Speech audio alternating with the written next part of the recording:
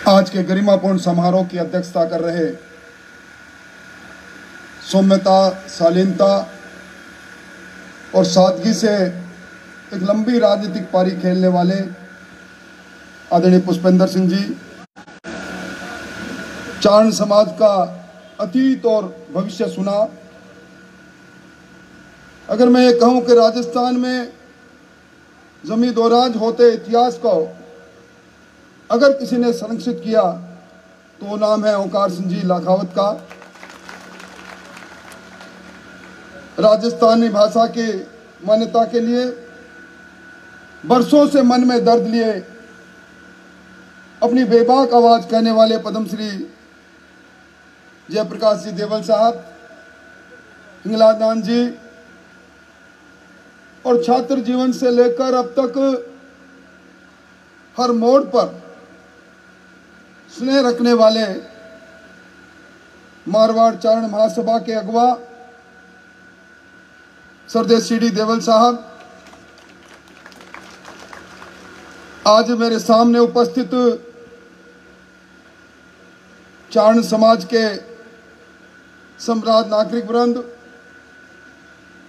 और कल जो हमारा भविष्य बनेंगे ऐसे छात्र संघ के निर्वाचित पदाधिकारियों, शक्ति स्वरूपा माताओं और बहनों। देवल साहब, आज मैं एक अनूठे कार्यक्रम में आया हूं। अनूठा कार्यक्रम इसलिए कहूंगा कि मैं आज एक जगह पर पढ़ रहा था, एक पुरातत्व संस्कृति, जिस संस्कृति के वाहक मेरे सामने बैठे हैं। कहते हैं रामायण में भी हनुमान जी और चारण के संवाद का उल्लेख किया गया है। और अगर मैं ये कहूं कि राजस्थान के इतिहास में, अगर राजपूताना के इतिहास में दो शब्दों में व्याख्या की जाए तो आपके समाज के हाथ में कलम थी, क्षत्रियों के हाथ में कटार थी। कलम और कटार का ये बेजोड़ जोड़ा आज भी इतिहास के पन्नों में हमें देखने को मिलता है। मैं बधाई इसलिए भी दूंगा कि प्रतिस्पर्धा का समय है, गला काट प्रतिस्पर्धाएं हैं। सर्वाइवल ऑफ फिटेस्ट की बात आज हम कह सकते हैं, जो डार्विन ने कही।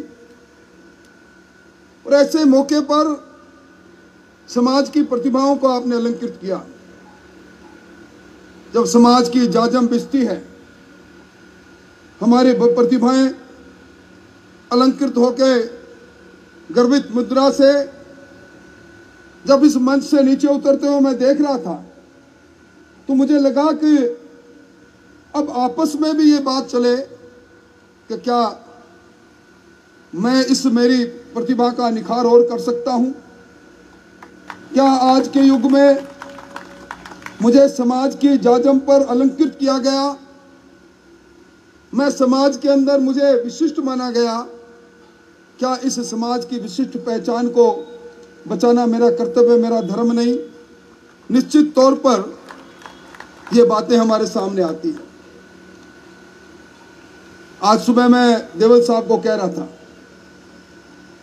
अगर आजाद हिंदुस्तान में, आजाद राजस्थान के अंदर, जिसकी बात आदरणीय सीपी देवल साहब ने कही, किस प्रकार की हालात थी सामाजिक रूप से। बच्ची को अगर किसी ने स्कूल में भेजने की सोची तो कटाक्ष मिला करते थे, बैरिस्टर बनाओगे अपनी बेटी को। साक्षरता में हमें पीछे खड़े थे। पर आज जब मैं देखता हूं सरकार की नौकरियों में, अलग अलग जगहों पर, क्योंकि आज भी हमने 3 दर्जन से ज्यादा हमारे नौजवानों को अलग अलग ओहदों पर चयनित होने के लिए अलंकृत किया है। नौकरियों में प्रतिशत निश्चित तौर पर बढ़ा है। पर एक बात जरूर कहूंगा, लंबे समय से सार्वजनिक जीवन में हूं, व्यापार के अंदर हमें सरकारी नौकरी के अलावा उस ओर भी हमें कदम बढ़ाने की बहुत बड़ी आवश्यकता है। और ओंकार सिंह जी, आपने सही कहा, आपके पुरखों ने काव्य लिखे, गाथाएं लिखी, और इतिहास में कई बार ये प्रसंग आते हैं कि राजा जब अनीति पर चलना राजा ने प्रारंभ किया, किसी की हिम्मत नहीं हुई राजा को अनीति करने के लिए टोकने की।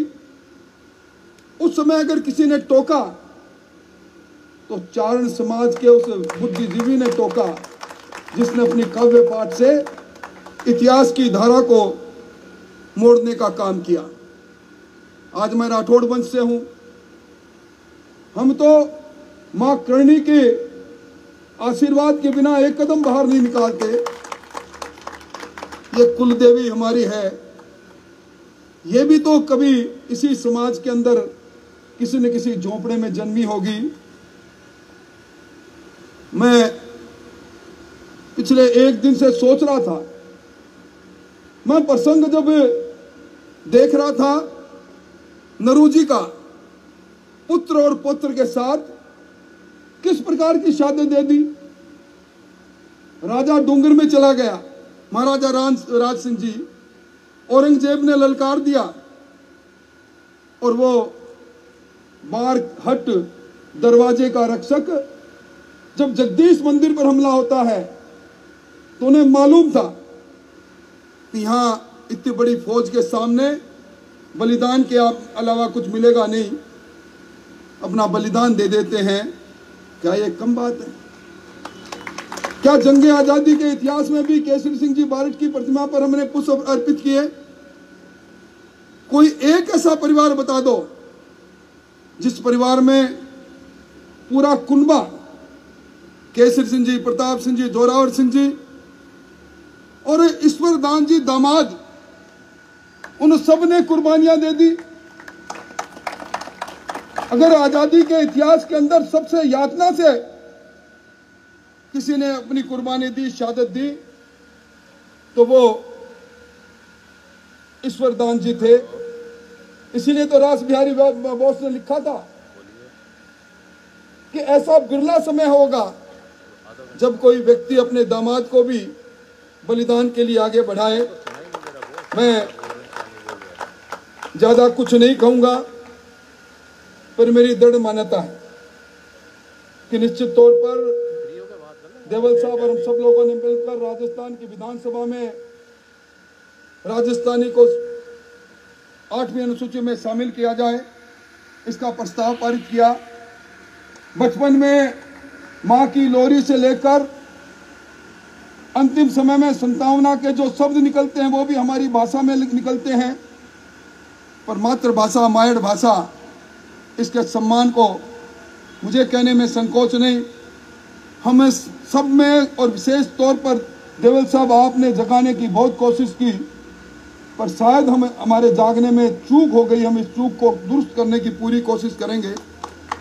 अगर आज ओंकार सिंह साहब आप और आपका शोध संस्थान नहीं हो, मैं दावे के साथ कह सकता हूं, मैं इतिहास का विद्यार्थी नहीं, प्रिय डिंगल भाषा, वो इतिहास ये लिखा जा रहा है कि हम अपनी जड़ों से कटते जा रहे हैं, हम अपनी संस्कृति से दूर होते जा रहे हैं, हम गांव छोड़ रहे हैं, शहर की ओर बढ़ रहे हैं, गांव की जमीन बेच रहे हैं, हमें हमारे रिश्ते, जो सामाजिक परिवेश हमारा था संयुक्त परिवार का, वो टूटता चला जा रहा है।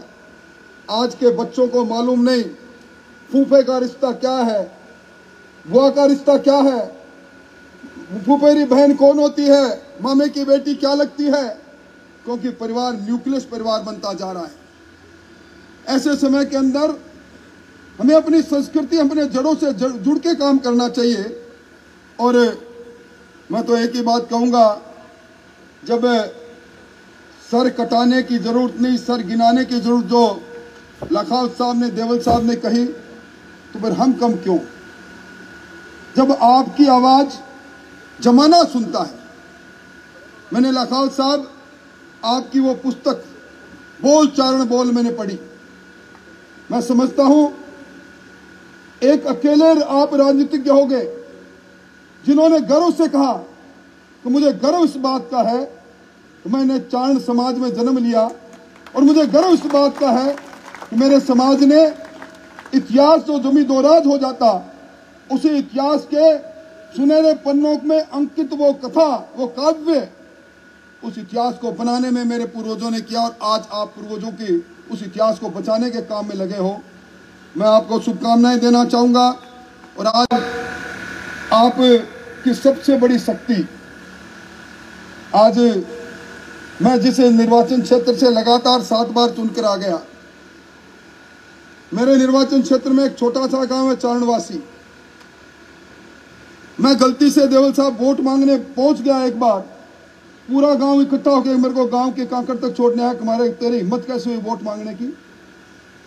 वोट मांगना करना तुम्हारा 4 साल और 364 दिन तो तुम्हारा काम है। अरे अब तो हमारा काम है।